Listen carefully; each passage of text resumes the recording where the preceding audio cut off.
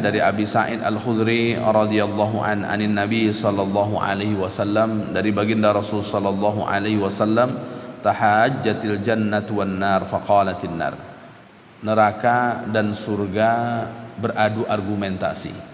Lalu kemudian neraka yang terlebih dahulu berkata, faqalatin nar fiyya al-jabbarun wal mutakabbirun. Nanti yang ada di dalam diriku satu orang-orang yang suka memaksa atau orang-orang yang diktator.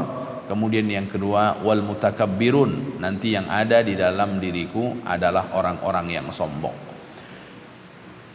Ketika Allah Subhanahu wa taala memberikan izin kepada neraka meminta, neraka mengatakan yang akan menghuninya adalah orang yang diktator, dan kemudian yang kedua adalah orang yang sombong.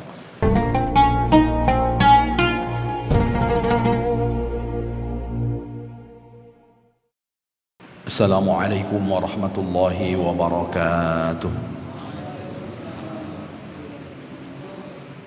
Alhamdulillahillazi asbahna bifitratil Islam, wassalatu wassalamu ala khairil anam wa ala alihi wa ashabihi al-kiram. Asyhadu an la ilaha illallah wa asyhadu anna Muhammadan abduhu wa rasuluh. Subhanaka la ilma lana illa ma 'allamtana innaka antal alimul hakim. Allahumma lakal hamdu wa ilaikal mushtaka wa antal musta'an wa la hawla wa la quwwata illa billahil aliyyil azim. Waqad qala ta'ala fi kitabihil karim huwa asdaqul qailin. A'udzu billahi minasy syaithanir rajim. Bismillahirrahmanirrahim. Ya ayyuhallazina amanu taqullaha haqqa tuqatih wa la tamutunna illa wa antum muslimun.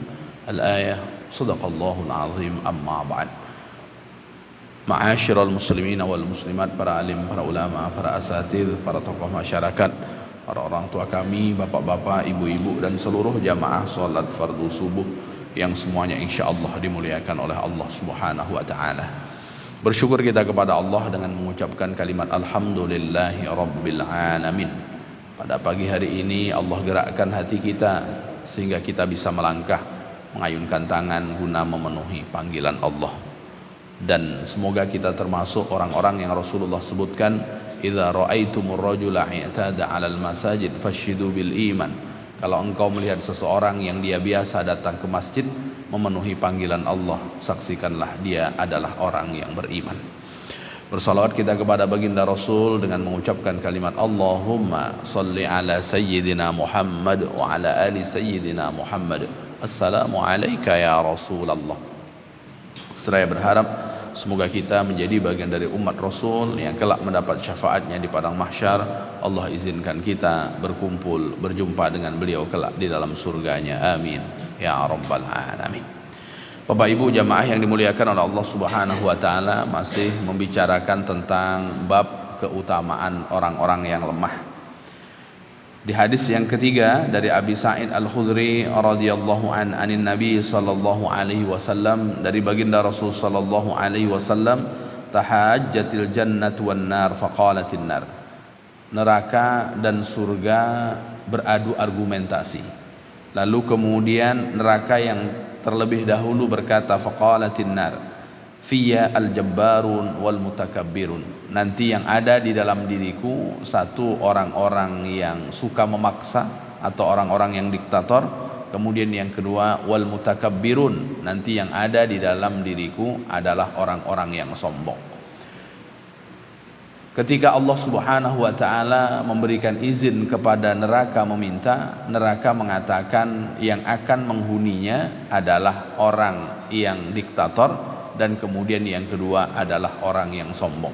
Maka dua sifat ini adalah dua sifat buruk, karena bisa mengantarkan orang yang memiliki dua sifat ini berada di dalam neraka Allah Subhanahu wa taala. Wal iyadzubillah.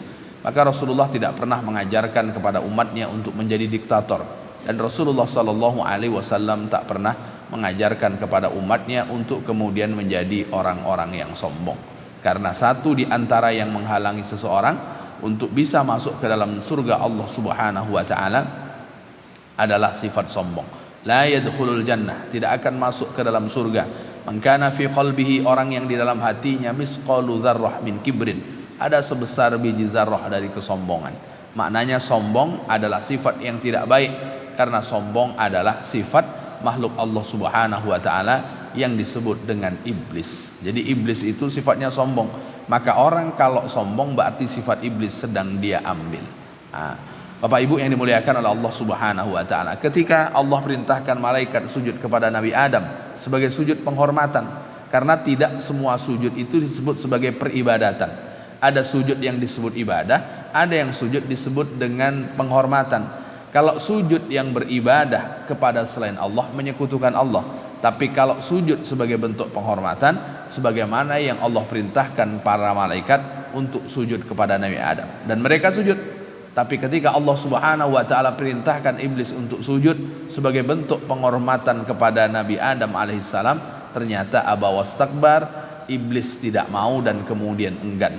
Lalu kemudian dia mengatakan bahwa aku lebih baik dibanding Adam. Engkau ciptakan aku dari api, engkau ciptakan Adam dari tanah, maka aku lebih baik. Maka perkataan iblis yang mengatakan aku lebih baik, itulah yang kemudian disebut dengan kesombongan. Dan neraka pun sudah memberikan pernyataan, yang akan masuk ke dalam diriku selain orang-orang yang diktator, yang kedua adalah orang-orang yang sombong. Lalu kemudian Bapak Ibu yang dimuliakan oleh Allah Subhanahu wa taala, yang kedua, surga juga mengadukan kepada Allah Subhanahu wa taala dengan kalimat wa qalatil jannah fi du'afaun nas wa masakinuhum. Lalu kemudian surga pun berkata kepada Allah Subhanahu wa taala, nanti yang akan masuk ke dalam diriku yang pertama adalah du'afaun nas, orang-orang yang lemah di antara kalangan manusia. Inilah keutamaan menjadi orang yang lemah, karena satu di antara makhluk Allah Subhanahu wa taala yang diinginkan oleh surga Allah Subhanahu wa taala. Maka orang yang diinginkan oleh surga Allah Subhanahu wa taala adalah orang-orang yang lemah. Lalu pertanyaannya Bapak Ibu, siapa yang dimaksud dengan orang-orang yang lemah yang disebutkan oleh surga ketika beradu argumen dengan neraka Allah Subhanahu wa taala? Yang dimaksud orang-orang lemah ini banyak penjelasan. Di antaranya dalam kutipan Imam Qurtubi, yang dimaksud orang-orang lemah itu adalah orang yang yabra'u nafsahul quwwah, orang yang membebaskan dirinya punya kekuatan. Berarti kalau ada kekuatan bukan aku, karena Allah Subhanahu wa taala yang memberikan pertolongan. Sehingga ketika dia membebaskan diri tidak punya kekuatan, dia akan mengatakan la haula wala quwwata illa billah. Tak ada daya dan upaya melainkan atas pertolongan Allah. Jadi kalau ada kekuatan, kemampuan, itu bukan karena hebatnya, tapi karena Allah Subhanahu wa taala yang memberikan pertolongan. Maka orang yang berani mengatakan seperti itu, itulah kemudian disebut dengan orang-orang yang lemah. Maka orang-orang yang lemah di sini yang dimaksud bukan orang yang lemah secara fisik, bukan orang yang lemah secara ekonomi, bukan orang yang lemah secara finansial, tapi orang yang lemah di sini adalah orang-orang yang berani mengaku dirinya lemah. Kan berani mengaku diri lemah tak semua orang sanggup untuk mengatakan bukan karena aku, tapi karena Allah yang menolong. Tak semua orang bisa melakukan hal seperti ini. Maka orang yang mengaku dirinya lemah, kata Imam Ibnu Khuzaimah, paling tidak dia akan mengatakan la haula wala quwwata illa billahil aliyil azim, dalam kesehariannya tidak kurang dari 20 sampai 50 kali.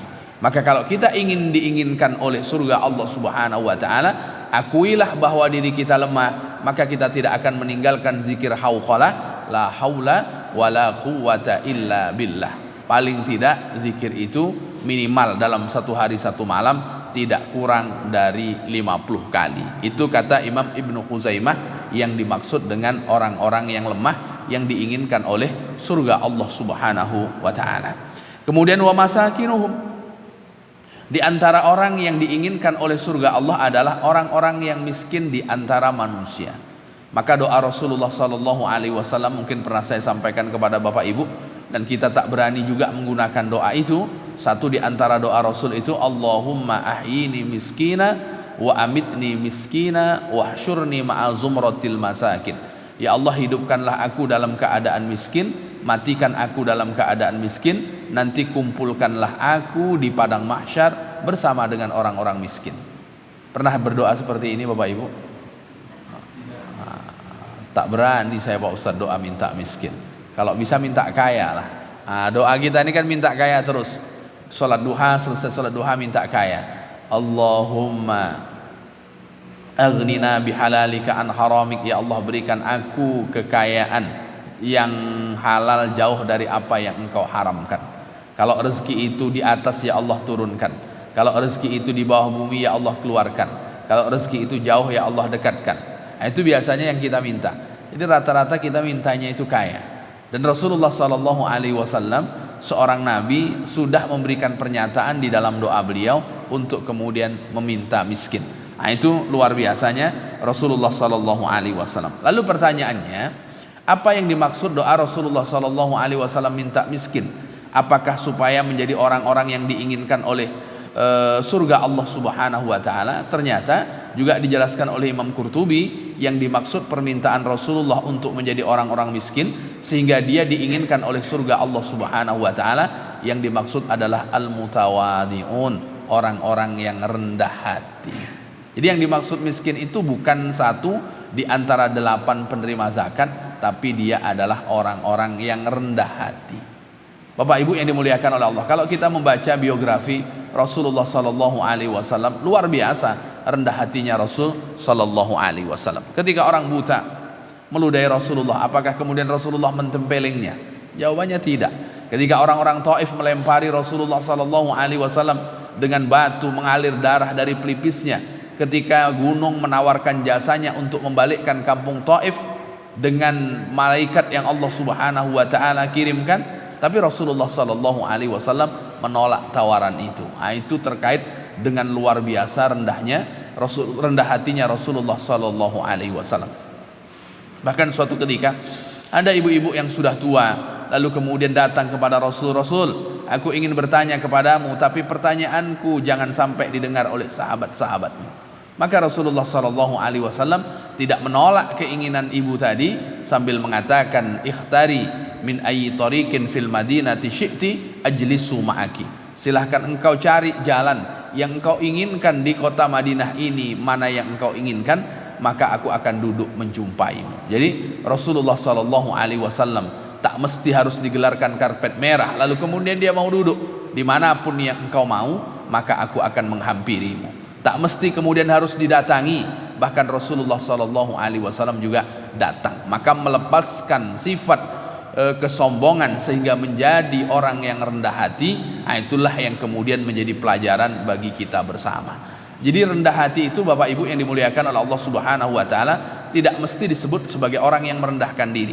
Contoh sederhana, apakah ketika orang yang pertama kali meminta maaf adalah orang yang rendah? Maka jawabannya bukan.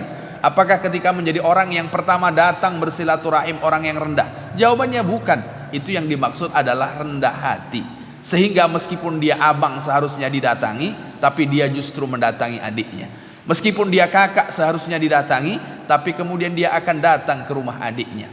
Meskipun dia paman seharusnya didatangi keponakan, tapi dia datang kepada keponakannya. Ini menunjukkan bahwa sifat rendah hati yang diinginkan oleh surga Allah Subhanahu wa taala. Kadang kan sebagian orang enak aja, keponakan baru kemarin seumur jagung, masa iya wak suruh datang.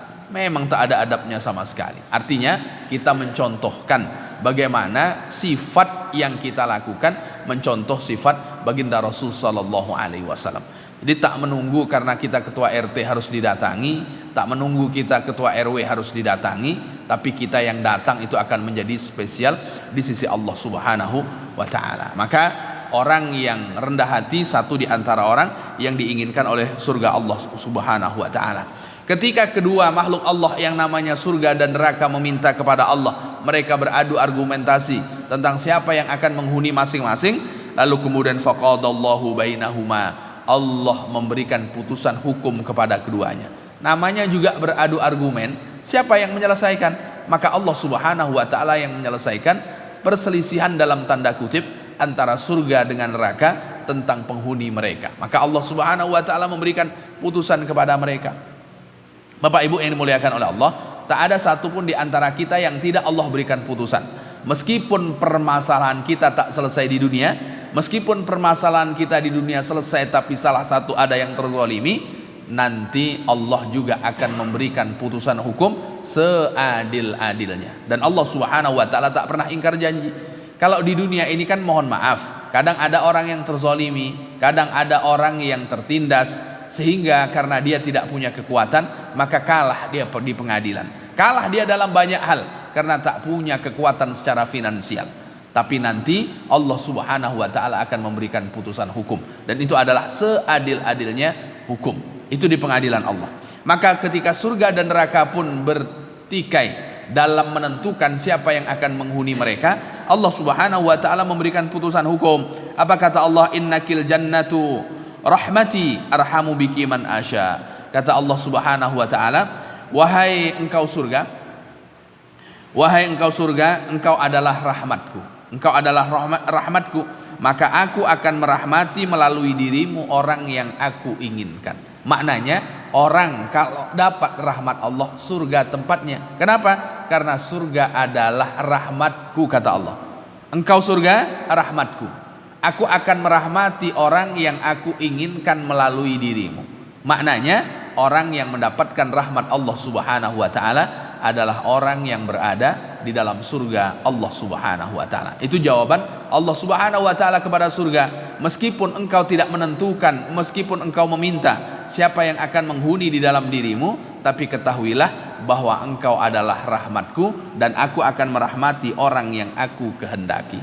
Dan yang dikehendaki oleh Allah Subhanahu wa taala tentu orang yang mendapat ridho dan ampunan dari Allah Subhanahu wa taala. Maka di bulan Ramadan yang sebentar lagi datang, berapa hari lagi Bapak Ibu? Ramadan ini hari Jumat, Sabtu, Ahad, Senin. Kalau Senin puasa berarti 3 hari lagi. Kalau Selasa puasa berarti 4 hari lagi. Nah, tinggal Senin atau Selasa sajalah.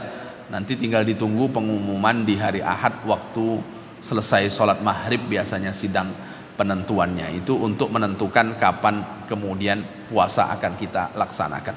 Maka Bapak Ibu yang dimuliakan oleh Allah Subhanahu wa taala, bahwa di bulan Ramadan itu banyak kalimat-kalimat yang disampaikan oleh Rasulullah sallallahu alaihi wasallam tentang amalan-amalan yang akan menghapus dosa. Kalau dosanya Allah Subhanahu wa taala hapus, tanda dia di antara orang yang mendapatkan rahmat Allah. Orang yang berpuasa di bulan Ramadan imanan wa ihtisaban, ghufira lahu ma taqaddama min dzambi. Puasanya mengampunkan dosa. Man qoma ramadhana, orang yang qiyam di malam hari di bulan Ramadan, ada sholat tarawih, ada sholat witir, ada sholat tahajud, iman dan mengharap pahala dari Allah, maka Allah Subhanahu wa taala akan memberikan ampunan juga dosanya yang telah berlalu. Ini di antara amal-amal yang banyak Allah Subhanahu wa taala tawarkan untuk menggugurkan dan kemudian menghapus dosa, supaya menjadi orang-orang yang Allah Subhanahu wa taala rahmati. Kalau dirahmati oleh Allah Subhanahu wa taala, menjadi penghuni surga Allah Subhanahu wa taala. Sama dengan kita masuk ke masjid. Pagi tadi kita baca doa, Allahumma ftahli abwaba rahmatik, ya Allah bukakanlah pintu-pintu rahmatmu. Berarti ke masjid minta rahmat Allah, karena orang yang Allah rahmati berada di dalam surga Allah Subhanahu wa taala. Maka Rasulullah menjaminnya, kalau orang melangkahkan kaki ke masjid, kalau seandainya dia masih hidup, Allah akan berikan rezeki, Allah akan berikan kecukupan. Wa in mata adkhalahu Allahul jannah, kalau seandainya dia wafat, Allah masukkan ke dalam surga. Kenapa? Karena dia sedang memburu rahmat Allah Subhanahu wa taala.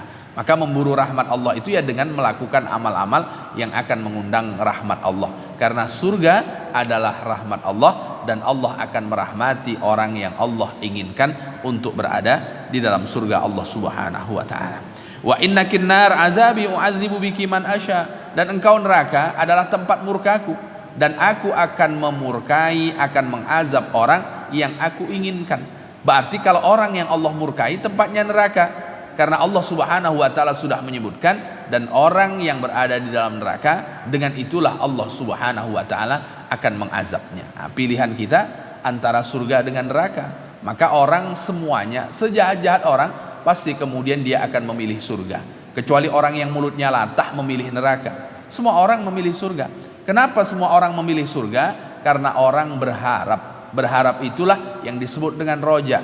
Berharap itu mesti kita tinggikan kepada Allah Subhanahu wa taala. Jangan kita tinggikan harapan kita kepada orang, pasti kita kecewa. Tapi tinggikanlah harapan kita kepada Allah Subhanahu wa taala. Jadi tinggi harap itu kepada Allah, jangan kepada orang.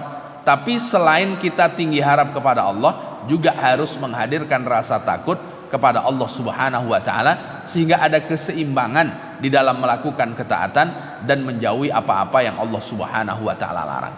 Kalau berharap saja tanpa ada rasa takut, berbuat dosa pun kita akan terus nanti kan masuk surga juga akhirnya meskipun transit ke neraka. Hanya harap saja karena tidak ada rasa takut. Maka kedua itu harus kemudian kita hadirkan antara rasa harap dan kemudian rasa takut.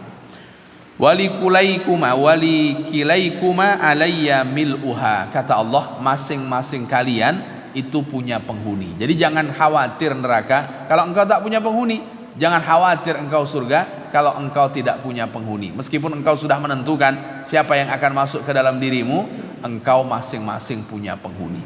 Jadi neraka dan surga yang Allah Subhanahu wa taala ciptakan, kedua-duanya punya penghuni. Neraka akan selalu berkata hal min mazid, masih ada tambahannya ya Allah, masih ada tambahannya ya Allah. Maka jangan kemudian kita menganggap neraka nanti tak muat Pak Ustaz. Nah itu, jadi tidak ada cerita tidak muat. Neraka itu bahkan masih berkata kepada Allah, ada tidak tambahannya lagi ya Allah, ada tidak tambahannya lagi ya Allah, ada lagi tidak lagi tambahannya ya Allah. Begitulah kita memohon perlindungan kepada Allah supaya bukan bagian dari orang-orang yang diinginkan oleh neraka Allah Subhanahu wa taala. Maka di sini kita bisa mendapatkan penjelasan bahwa orang-orang yang lemah diinginkan oleh surga Allah Subhanahu wa taala, yang lemah yang mampu melepaskan dirinya hebat sehingga dia mengatakan adalah orang-orang yang tak akan ada kekuatan melainkan dari pertolongan Allah Subhanahu wa taala dengan kalimat la haula wala quwata illa billahil aliyyil azim. Maka orang-orang lemah selain yang saya sebutkan tadi adalah secara umum alladzina yalinuna lil haq wa yanqaduna lah. Orang-orang lemah itu orang yang tunduk dengan kebenaran dan orang yang mengikuti kebenaran. Orang yang ikut itu orang kuat atau orang lemah Bapak Ibu? Kan secara umum dia lemah, makanya kemudian dia mengikuti kebenaran. Secara umum dia lemah sehingga kemudian dia patuh. Orang kalau sudah merasa kuat dia tidak akan patuh. Mungkin dulu dia patuh, tapi kalau sudah mulai merasa hebat dia tidak akan patuh lagi. Maka kepatuhan orang terhadap kebenaran itu juga disebut dengan du'afa, orang-orang yang lemah. Kita ini kan kalau masih agak-agak pemula, dia masih sami'na wa ata'na, saya dengar, saya taat. Tapi kalau sudah mulai ada taring, berbeda lagi dia. Maka itu tidak disebut sebagai orang-orang lemah, apalagi ini jika dikaitkan dengan kepatuhan kepada Allah Subhanahu wa taala. Maka orang yang patuh kepada Allah itu disebut orang yang lemah. Lemah kenapa? Lemah sehingga dia memantaskan diri untuk taat dan patuh kepada Allah Subhanahu wa taala. Orang yang tidak patuh itu karena merasa kuat, dan merasa kuat itu yang disebut dengan sombong. Maka malaikat merasa lemah, dia patuhi Allah untuk sujud kepada Nabi Adam. Iblis mengaku kuat sehingga dia tidak patuh kepada Allah Subhanahu wa taala untuk memberikan sujud penghormatan kepada Nabi Adam alaihissalam. Nah, ini hadis yang pertama yang kita bacakan pada kesempatan pagi hari ini. Kita lanjutkan hadis yang kedua, hadis yang ketiga, hadis yang keempat sebetulnya, tapi sebutannya pada pagi hari ini adalah hadis yang kedua. An Abi Hurairah radhiyallahu an, dari Abu Hurairah semoga Allah meridhoinya, an Rasulullah sallallahu alaihi wasallam qala innahu la ya'ti ar-rajulul azimus saminu yaumal qiyamah. Di hari kiamat nanti akan didatangkan orang yang berparas gemuk. Ini gemoy namanya. Nanti akan didatangkan di pengadilan Allah Subhanahu wa taala. Maka bapak-bapak, ibu-ibu yang gemuk, ini nampaknya perlu perhatian dengan hadis yang diriwayatkan oleh Abu Hurairah, yang didokumentasikan oleh Imam Bukhari, Imam Muslim, yang dari Abu Hurairah radhiyallahu anhu. Didatangkan orang yang badannya besar di hadapan Allah Subhanahu wa taala. Lalu kemudian la yazinu indallahi janaha ba'udatin. Lalu kemudian kata Rasulullah sallallahu alaihi wasallam, tetapi di sisi Allah dia tidak bernilai walaupun sebesar sayap nyamuk. Bapak Ibu, badannya besar, tapi ketika didatangkan kepada Allah dia tidak punya nilai, masih kalah dengan sehelai sayap nyamuk. Seharusnya orang gemuk timbangan amal badan, timbangan amalnya semakin berat. Kan artinya secara tubuh berat, maka timbangan amal seyogyanya juga berat. Jadi ketika didatangkan kepada Allah secara fisik dia gemuk, secara fisik dia gemoy, tapi kemudian Bapak Ibu tak punya timbangan amal. Ini wal'iyadzubillah, sama-sama kita memohon perlindungan kepada Allah, jangan sampai kita datang di mizan Allah Subhanahu wa taala karena kita akan ditimbang amalnya, lalu kemudian kita tak punya timbangan amal kebaikan. Nah, inilah yang dimaksudkan, bahwa besarnya badan tidak menjadi jaminan bahwa berat timbangan amal, dan kurusnya badan tidak menjadi jaminan bahwa berat amal kebaikannya. Begitu juga sebaliknya. Tapi ini kenapa diumpamakan? Karena memang secara umum orang yang berat badannya, itu berarti kan dia secara umum dalam banyak hal dia mendapatkan kecukupan. Dan mendapatkan kecukupan berarti kebalikannya orang-orang yang secara hidup tidak berkecukupan.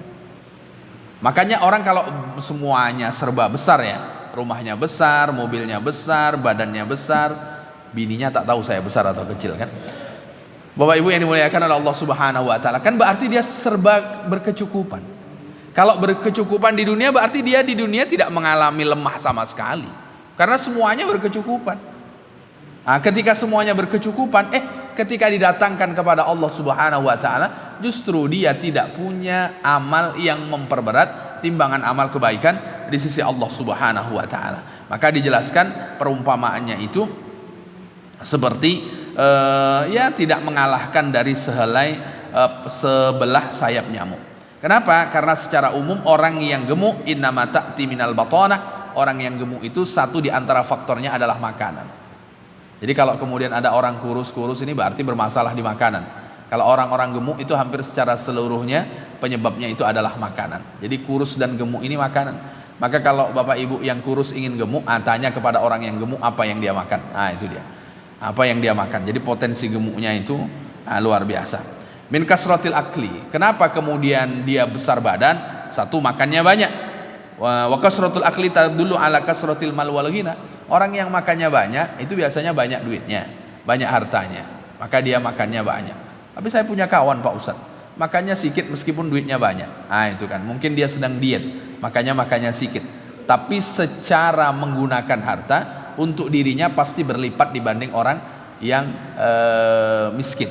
Itu terkait dengan konsumsi makanan. Maka Bapak Ibu, satu di antara tujuan puasa yang sebentar lagi kita lakukan itu adalah fakkus syahwat. Fakkus syahwat itu memecah keinginan syahwat, baik syahwat yang terkait dengan hubungan biologis atau kemudian syahwat yang terkait dengan makanan dan minuman. Itu tujuan puasa.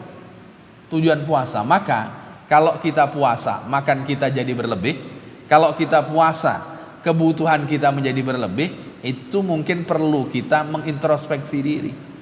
Ini mohon maaf Bu, Bu, pengeluaran puasa berapa kali lipat dengan tidak di bulan Ramadan Bu? Bu, biasanya berapa ngasih per bulan Pak kepada istri Pak untuk urusan dapur? 2 kali lipat. Berarti kalau katakanlah, saya tidak tahu pengeluaran Bapak Ibu berapa, tapi kalau kami ya kurang lebih dalam satu pekan itu sekitar 500 sampai 600 ribu. Itu untuk urusan makan ya, untuk urusan makan. Berarti satu bulan ya rata-rata di angka 2 juta karena anak masih kecil-kecil. Dan anak masih kecil-kecil ini tak mau makan kalau tak pakai lauk. Itu pula peningnya. Kami dulu tak seperti itu seingat saya kan. Seingat saya mau ada tempe jadi, mau ikan masin jadi, dan kemudian lain sebagainya. Itu di keluarga saya, di keluarga, meskipun kadang ya lebih dari yang saya sebutkan, bahkan lebih sering lebih dari itu, tapi rata-rata di angka segitu. Maka yang kita tengok Ramadan, apakah Ramadan di angka yang sama atau kemudian 2 kali lipat? Kalau 2 kali lipat berarti tujuan puasa untuk memecahkan keinginan syahwat makan itu ternyata tidak kita hasilkan. Kalau ingin menguji hebat tidak kita puasa, itu menjelang berbuka pergi ke pasar untuk membeli perbukaan itu, pasar itu untuk JJS lah, cari pembukaan sore. Niatnya dari rumah beli bakwan dengan cendol, kira-kira yang dibeli apa Bu? Pak, niatnya 2 nih dari rumah, kira-kira berapa kelipatan dari niat pertama tadi? Ini mungkin bisa 5, bisa 7, bahkan nengok ini tergoda, nengok ini tergoda. setelah dibeli semuanya sampai di rumah berbuka, berapa persentase yang kita makan? Itu kadang lebih banyak yang tak kita makan, lebih banyak yang kita tidak makan. Jadi syahwat itu ketika belum terbasahi tenggorokan oleh air, syahwat perut, ketika kemudian perut belum terisi oleh makanan. Setelah terisi oleh makanan, kita tak begitu juga menginginkannya. Pertanyaannya, ketika sudah lewat masa berbuka dan kita tidak menghabiskannya, lalu siapa yang akan menghabiskannya? Khawatirnya pagi hari masuk ke tong sampah lalu kemudian dibuang. Makanya Bapak Ibu yang dimuliakan oleh Allah, bakwan satu itu lebih nikmat dibanding 2 bakwan. Betul Bapak Ibu? Itu lebih nikmat. Kalau 2 sudah hilang nikmat bakwan yang kedua, tak sama dengan bakwan yang pertama. Itu pasti seperti itu. Bapak Ibu yang dimuliakan oleh Allah Subhanahu wa taala, ada 2 potong ayam. Pasti yang paling nikmat adalah ayam yang pertama. Ayam yang kedua pasti sudah berkurang kenikmatannya.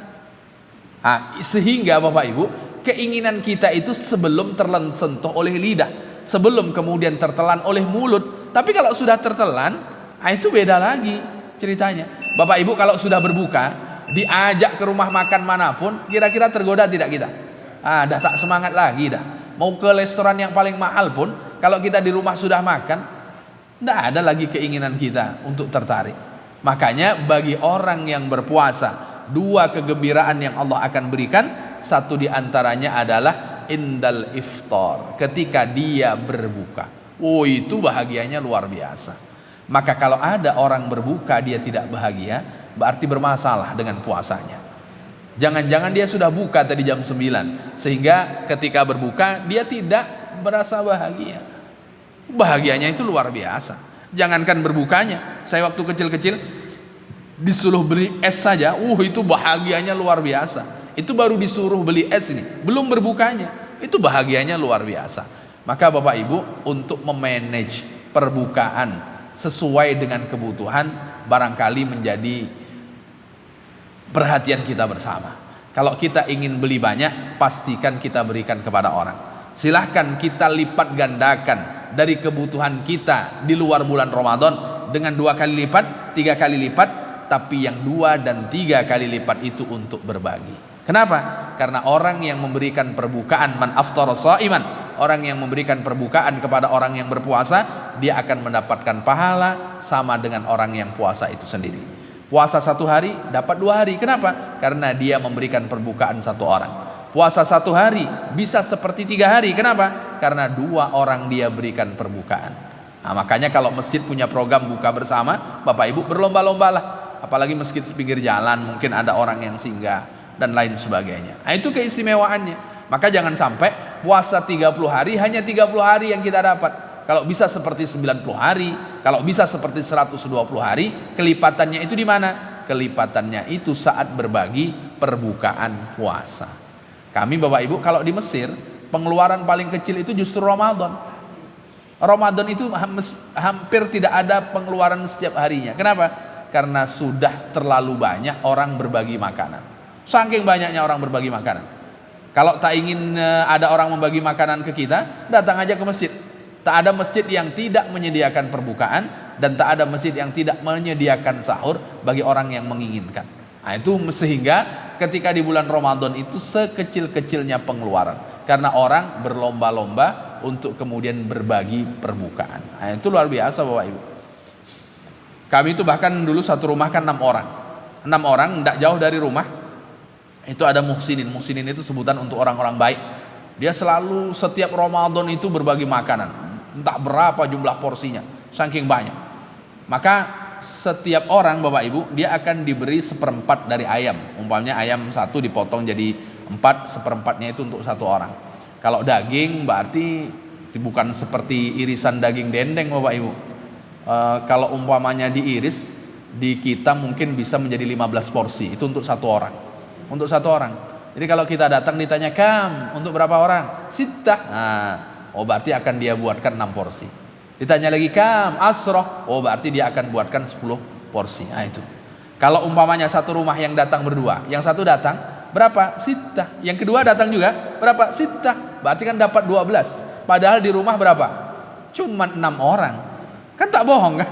Ditanya, "Kam berapa?" 6. Yang berikutnya, "Kam 6." Akhirnya dapat untuk berbuka, dapat pula untuk sahur.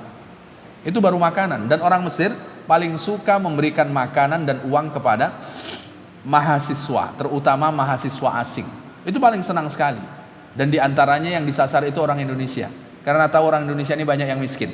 Kalau orang Brunei kaya-kaya dia kan, beasiswanya besar. Orang Malaysia juga lumayan kaya. Yang miskin ini memang Indonesia. Sehingga meskipun banyak juga orang Mesir yang miskin, tapi dia sangat perhatian dengan orang-orang, menyebutnya wafidin, itu orang-orang asing non Arab yang kemudian belajar di Arab. Itu paling senang dia berbagi kepada orang-orang Indonesia, karena memang secara keseluruhan itu banyak yang menengah ke bawah.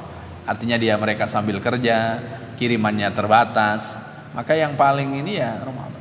Saya kan termasuk orang yang sebetulnya lebih dari cukup, karena dapat beasiswa dari kampus, dapat beasiswa dari Pemda dulu Bengkalis, lalu kemudian juga dapat beasiswa dari salah satu lembaga penyalur beasiswa. Jadi dapat 3.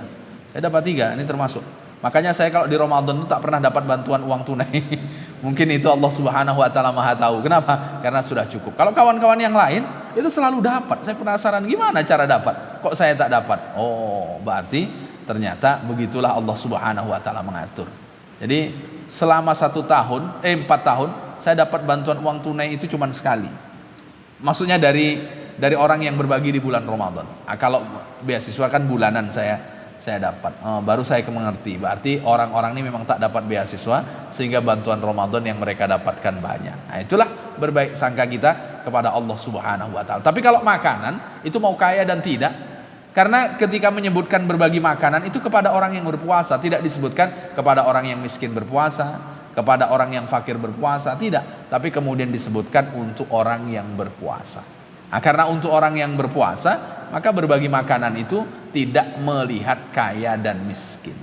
Jadi kalau dia puasa, kita akan mendapatkan nilai pahala yang sama. Pahala yang sama. Maka kemudian biasanya di masjid-masjid itu sudah bertumpuk menjelang berbuka itu makanan. Ditulis di atasnya Maidatur Rahman, hidangan dari Allah yang bersifat Rahman. Itu. Kalau Bapak Ibu mau tidak banyak pengeluaran ke Mesir di bulan Ramadan saja. Itu yakin saya tidak banyak pengeluaran. Kita ini Ramadan sang besar pengeluaran, silahkan. Tapi adalah di antara yang besar itu membesar nilai puasa kita di sisi Allah Subhanahu wa taala. Di mana letaknya? Saat kita berbagi perbukaan puasa, karena nilainya berkelipatan. Di berkelipatan itulah yang menjadi istimewa. Maka nanti kalau ada masjid punya program umpamanya buka bersama 60 porsi, 50 porsi, 30 porsi, turut sertalah. Atau kemudian tempat-tempat yang lain yang program dan kemudian kita tahu, terlibatlah, karena kita tahu siapa yang akan makan. Karena keterangan dalam kutipan Imam Nawawi Al-Bantani, kutipan dari Imam Suyuti atau siapa lupa saya, sedekah yang paling terbaik itu sedekah kepada orang yang alim, kepada orang yang mengajarkan ilmu, itu sedekah yang paling baik. Kepada orang yang belajar itu sedekah yang paling baik. Itu paling tinggi, itu sedekah kepada orang yang alim, itu paling tinggi dalam kutipan Imam Nawawi Al-Bantani itu. Makanya kalau kemudian sedekah kepada orang yang belajar, sedekah kepada orang yang mengajar, mungkin dia mengajarnya di pinggiran. Kalau di pinggiran ini kan tak ada istilahnya slip gaji yang wajar lah gitu ya. Artinya ya hanya sekedar dapat paling ya hanya untuk mungkin sangat terbatas. Maka terlibat untuk bersedekah kepada orang-orang yang berpengetahuan, yang dia membagikan pengetahuannya, itu menjadi sedekah istimewa dalam kutipan Imam Nawawi Al-Bantani dalam bukunya Nasaih Al-Ibad. Bapak Ibu yang dimuliakan oleh Allah Subhanahu wa taala, sampai mana tadi? Sampai gemuk ya. Gemuk itu menunjukkan banyak harta karena makannya banyak, dan orang yang makannya banyak hartanya banyak. Wal ghalib 'alal aghniya al-batar wal ashar. Dan rata-rata orang kaya ini Bapak Ibu yang dimuliakan oleh Allah Subhanahu wa taala, ada kemungkinan untuk mubazir, ada kemungkinan untuk mengkufuri nikmat. Ada kemungkinan untuk mengkufuri nikmat. Bapak Ibu, saat kita dapat 1 butir jeruk, itu syukurnya luar biasa. Tapi saat orang banyak butir jeruk di depan rumahnya, di depan makanannya, itu biasa-biasa saja. Kadang lupa bersyukur. Maka yang sedikit itu biasanya lebih kita bersyukur kepada Allah Subhanahu wa taala. Jadi yang sedikit bersyukur itu yang menjadi istimewa sebetulnya. Kalau banyak itu biasanya orang tertutup untuk bersyukur kepada Allah Subhanahu wa taala. Maka di hari kiamat nanti dia diperumpamakan seperti laki-laki yang gemuk. Ini perumpamaan saja. perumpamaan. Kenapa? Ketika semua di dunia kecukupan, berarti kan gemuk dia, tapi ternyata tidak sebanding, tidak mampu menandingi sehelai dari bulu nyamuk ketika amal kebaikannya ditimbang di sisi Allah Subhanahu wa taala. Maka nyamuk itu padahal binatang yang paling lemah, lalu kemudian sayapnya juga mudah patah. Nah, itu kan berarti perumpamaan yang begitu luar biasa. Artinya kita diajarkan oleh Rasulullah Shallallahu Alaihi Wasallam bagaimana lemah itu tidak mesti secara fisik, secara finansial. Silahkan, tapi ketika kita syukur nikmat, ketika kita berbagi nikmat, kita tetaplah disebut sebagai orang yang lemah, karena kita merasa butuh kepada orang lemah sehingga kita bersedekah. Di mana letak butuhnya dengan kita bersedekah? Kita butuh doanya karena ketulusannya saat dia meminta kepada Allah, seperti pertemuan yang saya sampaikan di sebelumnya. Nah, ini Bapak Ibu yang saya bacakan pada pagi hari ini. Kalau ingin didiskusikan, ada yang ingin ditanyakan, dipersilahkan. Mungkin ada dari Bapak. Baik, silakan Pak. Saya pernah mendengar cerita atau hadis yang nggak tahu. Ada seorang jamaah di masjid, atau sudah meninggal zaman Rasulullah atau apa saya nggak tahu. Ya Allah masukkan saya kepada golongan sedikit. Sedikit. Iya, suatu golongan yang sedikit.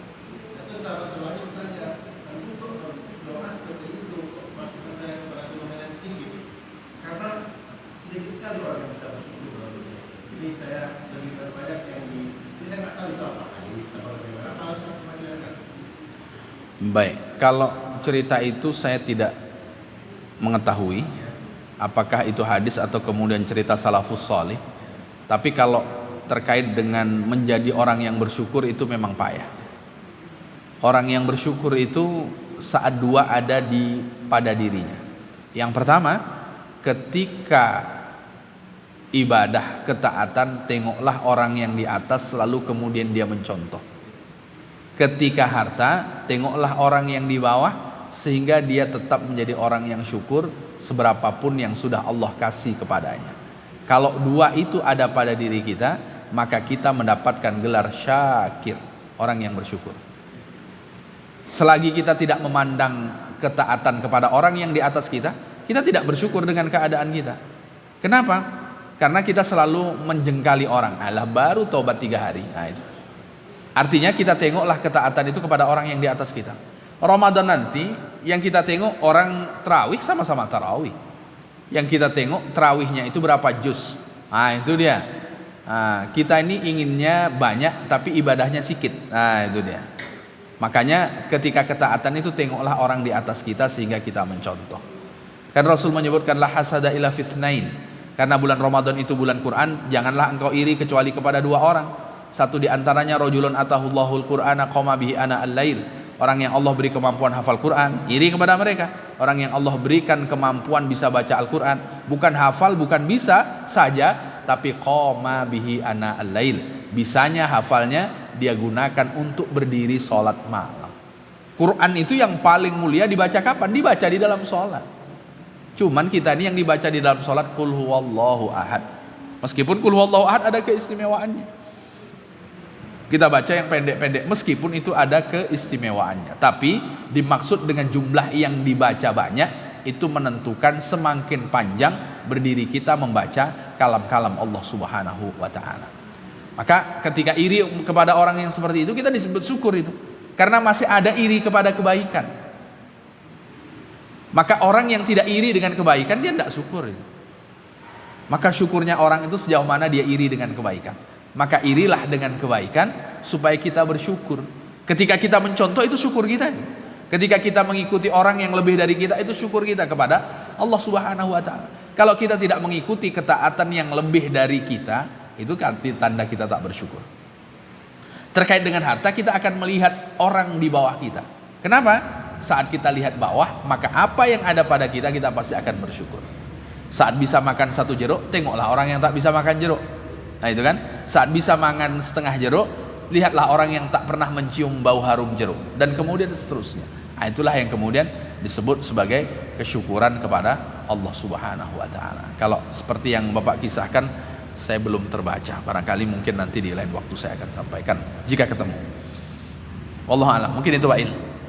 Barangkali itu Bapak Ibu yang bisa saya sampaikan pada kesempatan pagi hari ini. Tutur kata yang kurang berkenan saya mohon maaf. Semoga Allah berkahi kita di penghujung bulan Sya'ban ini, dan Allah jumpakan kita dengan bulan Ramadan, dan kemudian mengisi dengan banyak kebaikan di dalamnya. Amin ya rabbal alamin. Sama-sama kita tutup dengan doa kafaratul majlis. Subhanakallahumma wa bihamdika asyhadu an la ilaha illa anta astaghfiruka wa atubu ilaik. Assalamualaikum warahmatullahi wabarakatuh.